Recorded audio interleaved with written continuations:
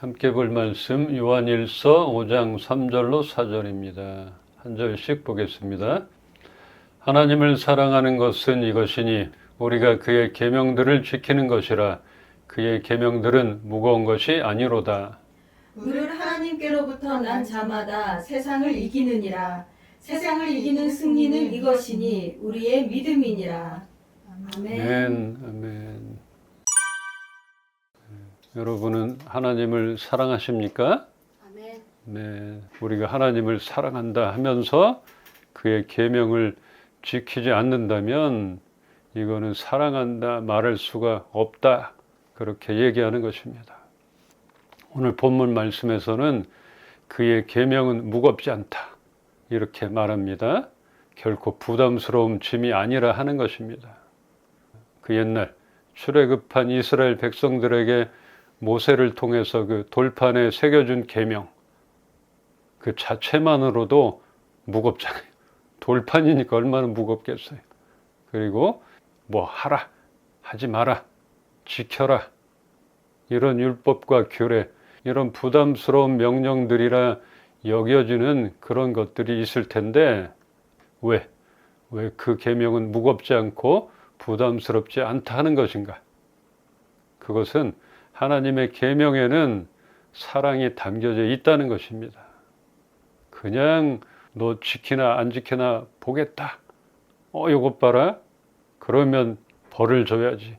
이렇게 접근하는 그 계명이 아니라는 것이죠. 거기에는 사람을, 인간을 얼마나 사랑하시는가, 이게 담겨져 있다는 것입니다. 하나님의 계명은 우리가 지킴으로써 하나님을 사랑하는 그런 표현이 되지만 하나님이 우리를 사랑하시는 그런 표현이기도 합니다.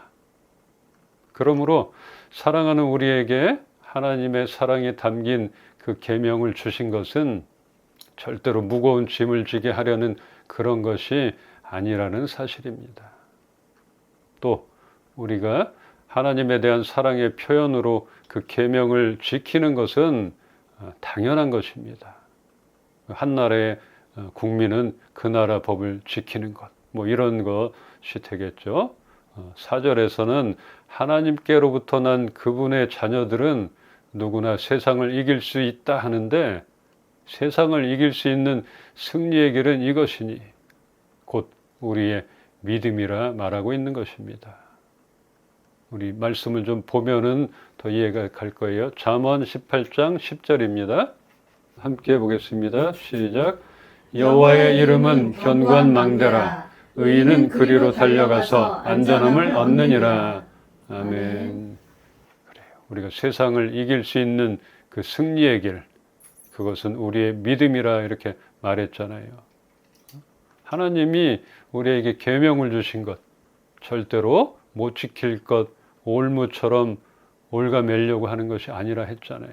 또 하나님이 그 계명을 통해서 우리를 보호해 주시려고 사랑으로 그 계명을 주셨다, 이것을 믿는, 그걸 통해서 우리는 이 세상의 악한 것들, 우리를 넘어뜨리려 하는 것들을 이겨낼 수 있는 그런 승리의 길을 갈 수 있게 하는 게 우리의 믿음이라 하는 것입니다. 저걸 지키면 나는 돼, 뭐 이게 아니라 그 계명 안에 하나님의 사랑, 우리를 보호하시려는 그것을 믿는다는 것입니다. 이 잠언 말씀은 여호와의 이름은 견고한 망대라. 의인은 그리로 달려가서 안전함을 얻느니라. 성경에 나오는 그런 믿음의 사람들이 어떻게 세상과 맞서 싸웠는가? 우리가 다윗만 보더라도 직접 맞서 싸우려 하지 않았고 하나님을 사랑하기에 그 계명을 따랐고, 선하고 강력한 하나님께서 대신 싸워 주시리라, 그걸 믿고 그분께 맡겼던 것을 우리가 알고 있습니다. 이게 믿음인 것이죠. 내가 하지 않더라도 하나님이 해주실 것, 하실 거야 하는 믿음. 이렇게 우리가 사는 세상 속 곳곳의 그 영역들 안에서 나쁜 영향력을 주며 우리를 시험하고 속이고 사망으로 끌어가려는 그런 악한 세력이 너무나 강함으로 우리 스스로 싸워서는 이길 수 없음을 알아야 하기 때문에 믿음의 사람들은 견고한 망대이신 하나님께로 달려갔다는 것입니다. 견고한 망대이신 하나님께 그냥 피하는 것이에요. 이렇게 승리를 일궈냈다 하는 것입니다. 우리는 이처럼 피난처인 하나님의 날개 그늘 아래로 견고한 망대로 달려가야 세상을 이길 수 있다는 것입니다. 허술한 망대가 아니라 견고한 망대. 적들을 한눈에 내려다볼 수 있는 곳이에요. 우리는 세상을 이길 수 있는 그런 방법 또 하나 배우는 것이에요. 무조건 하나님께로 달려가는 것이에요. 그분은 피난처가 되시는 것이고, 예수님께서 이렇게 말씀하셨습니다. 나를 떠나서는 너희가 아무것도 할 수 없음이라. 우리는 생명 되신 예수 그리스도께 강함 되시는 그 주님께 달려가 그분 안에 거해야 그분의 보호를 받게 됩니다. 포도나무이신 예수님께 매달려 있지 않으면 아무런 열매도 맺을 수 없고 보호가 안 된다는 그런 말입니다. 그래서 나를 떠나서는 너희가 아무것도 할 수 없다. 이거를 오해할 사람은 없겠죠. 그분 안에 생명이 있다는 것, 그분 안에 능력이 있다는 것, 우리는 아무것도 할 수 없다는 것. 직접 죄와 맞서 싸우려는 그런 자세보다 더 중요한 것은 우리의 피난처이신 예수님께로 달려가 그분 안으로 피하는 그런 단순한 믿음이 필요한 것입니다. 하나님을 사랑하고 그분의 계명을 지키는 우리들은 하나님의 자녀라 말하는 것입니다. 하나님의 자녀인 우리들에게는 세상을 이기는 능력이 있습니다. 그것은 우리의 믿음이라 얘기했잖아요. 그 믿음은 하나님의 은혜로 말미암아 얻어진 것입니다. 내가 믿음이 좋아서 내가 특출나서 이런 게 아니라는 거죠. 하나님의 은혜로 하나님을 믿는 믿음이 얻어진 것이에요. 믿음은 무모하게 용감한 것이 아니라 그 대상을 아는 것, 이것에서 시작된다 할 수 있습니다. 알아야지 믿어지는 것, 이런 것들 있잖아요. 오랜만에 그 엘리야를 좀 소환해 보겠습니다. 엘리야가 그 불꽃 대결 이후 갈멜산 꼭대기에 올라가 비가 오기를 기도했잖아요. 비가 와야 되잖아요. 온다고 했으니까. 그래서 사환을 시켜 바다 쪽에서 비가 올 조짐이 있는가를 이렇게 보라고 시켰는데 6번이나 가보아도 아무런 비가 올 조짐이 안 보인다고 이렇게 전했습니다. 그러다가 바다에 손바닥만한 작은 구름이 보입니다. 이렇게 말하는 사환의 소리를 듣고 엘리야는 그럼 이제 됐다. 큰 비가 올 것이니까 얼른 피해라. 준비해라. 이렇게 말했어요. 근데 사환이 볼 때 비가 올 기색은 없고 조그만 손바닥만한 구름 조각 하나만 보이는데 뭔 소린가 이렇게 생각을 했을 것이에요. 아니 조짐이 안 보인다니까 저 사람 왜 저러나. 근데 엘리야는 알고 있었던 것입니다. 그 작은 구름이 큰 비의 시작인 것을. 그렇게 엘리야는 약속하신 일들을 반드시 지키시는 하나님, 기적 같은 일들을 행하시는 그런 하나님을 알고 있었던 것입니다. 이 알지 못하면 믿음이 생기기 어렵다 생각이 돼요. 다른 사람들이나 이 사환은 모르니까 못 믿잖아요.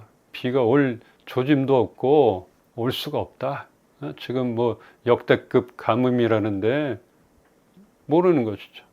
그러나 엘리야는 믿고 있었다는 것. 이런 것들이 다르다는 것입니다. 또 그분을 알았기 때문에 엘리야는 그분을 믿고 아합의 그 수많은 능력자들과 맞짱을 뜰 수가 있었던 것입니다. 우리는 스스로 세상을 이기려 한다면 쓰러지고 맙니다. 지난주 얘기했잖아요. 악에게 지지 마라. 선으로 악을 이겨라. 근데 선한 것이 하나 없는 우리의 힘으로는 세상을 감당할 수가 없다는 것입니다. 그래서 선하며 강력하신 하나님께 맡기는 그런 삶을 살아야 합니다. 참 쉬우면서도 어려운 것 같잖아요. 조급함이나 불안함 이런 것 때문에 맡기지 못하는 것 같아요. 이걸 내가 해결해야 되는데 이거 해결 안 되면 안 되는데. 근데 하나님을 우리가 믿고 하나님을 사랑한다 하지만 하나님이 우리를 사랑하셔서 베풀어 주신 나에 대한 그 약속, 이런 것들을 의심하게 될 때가 많이 있다는 것입니다. 하나님의 계명, 그것을 우리는 아는 것, 이게 힘이고 또 거기에서 믿음이 생긴다는 것, 또 그 하나님의 계명과 율법, 명령은 우리를 보호하시려는 그 사랑으로 시작됐다는 것들, 이런 것들을 잊지 않기를 소망합니다. 우리 말씀 한 군데 보고 정리하겠습니다. 자, 요한복음 13장 34절로 35절 한 절씩 보겠습니다. 새 계명을 너희에게 주노니 서로 사랑하라. 내가 너희를 사랑한 것 같이 너희도 서로 사랑하라. 너희가 서로 사랑하면 이로써 모든 사람이 너희가 내 제자인 줄 알리라. 아멘. 아멘. 아멘. 하나님이 모세를 통해 무거운 돌판에 십계명을 새겨 주셨다면 예수님은 제자들에게 새로운 계명을 주셨습니다. 그것은 결코 무겁지도 부담스럽지도 않은 그런 계명을 주셨던 것입니다. 사랑한다는 것은 가장 쉬우면서도 어려울 수 있습니다. 우리가 사랑하는 사람을 사랑하는 건 너무 쉽잖아요. 가족을 사랑하고 내가 아는 사람, 좋은 사람들 사랑한다는 것 쉽잖아요. 그렇지만 그 옛날 하나님의 계명도 하나님을 사랑하고 이웃을 사랑하는 것이었고, 예수님의 새 계명은 몸소 그 사랑을 보여주시며 서로 사랑하라 하셨으니까 우리가 하나님을 사랑한다면 그 계명을 지키는 것이 마땅할 것입니다. 내가 하나님을 사랑한다면 우리도 사랑할 수 있다는 것. 내가 너희를 사랑한 것 같이, 이렇게 모델을 보여주셨던 그 예수님의 이 말씀에 부담을 가질 수도 있겠습니다. 나는 예수님처럼 그렇게 사랑할 수가 없을 것 같다. 당연하죠. 그렇게 희생 이런 것들. 근데 이런 사랑은 예수님 한 분으로 족한 것이죠. 아무튼 예수님은 서로 사랑하라 하셨습니다. 서로 사랑하라 했잖아요. 우리가 서로 사랑할 때 사람들이 우리를 보고 예수님의 제자가 맞구나, 이렇게 알아본다는 것입니다. 교회를 다니고 예수님을 사랑한다 하는 사람들이 자신의 이익만 추구하며 서로 다투는 그런 모습만 보여준다면 예수님의 제자는커녕 하나님을 사랑한다 말할 수도 없을 것입니다. 또 서로 사랑하라 했잖아요. 나만 사랑하는 것이 아닌 것이에요. 그래서 우리가 서로 사랑할 때니까 우리가 부담을 내려놔도 돼요. 나만 사랑하지 않는가? 나만 저 사람을 미워하나? 내가 손해를 보는데 어떻게 사랑해? 이럴 수 있잖아요. 그런데 지금 이 말씀, 서로 사랑하라 했으니까 너무 염려 말고 너무 부담 갖지 않아도 좋겠다 생각이 돼요. 그것은 그동안 배웠던 것처럼 미련하게 일방적으로 예수님처럼 그냥 희생과 용서와 모든 죄와 벌을 당신이 받았던 것처럼, 우리의 죄를 짊어지셨던 것처럼 그렇게 사랑하라는 것이 아니라는 것이에요. 그러니까 너희는 서로 사랑하라. 그렇다면 일방적인 사랑은 없는 것이죠. 우리의 의무, 내가 할 수 있는 것. 그래서 악인들은 어디로 피하겠어요? 무너지는 곳, 미끄러운 곳에 서 있는 것이고, 우리는 견고한 하나님의 망대로 달려가는, 여기서 구분이 되니까 그들까지 내가 사랑해 가지고 막 같이 달려가서 품으라는 그런 사랑이 아니잖아요. 그러니까 너무 부담, 또 이 계명, 내가 사랑 못하는 것 같아, 이렇게 죄책감이나 어려워하지 않아도 될 것이에요. 그래서 우리는 서로 사랑함이 마땅한 것입니다.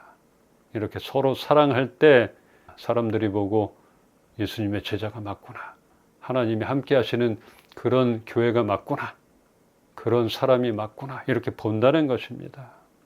하나님께서 그 계명을 주심은 무거운 짐을 지어주어 꼼짝 못하게 하시려 했던 것이 아니라 그의 백성들을 가장 안전하게 보호하셨던 것입니다. 예수님의 새 계명은 예수님이 우리를 사랑하신 것에서 출발합니다. 우리가 예수님을 사랑한다면 모범을 보여주신 예수님의 사랑을 온전히 받아 그 사랑을 실천하는 것입니다. 먼저는 그 사랑을 우리가 온전하게 받는 것이에요. 의심 없이. 나 같은 사람도 사랑하나? 아니야, 난 사랑받을 자격이 없어. 이런 게 아니라 하나님은 우리를 그렇게 사랑하신다는 것. 그래서 그 사랑을 우리가 온전하게 받아들이는 것에서 시작이 되는 것입니다.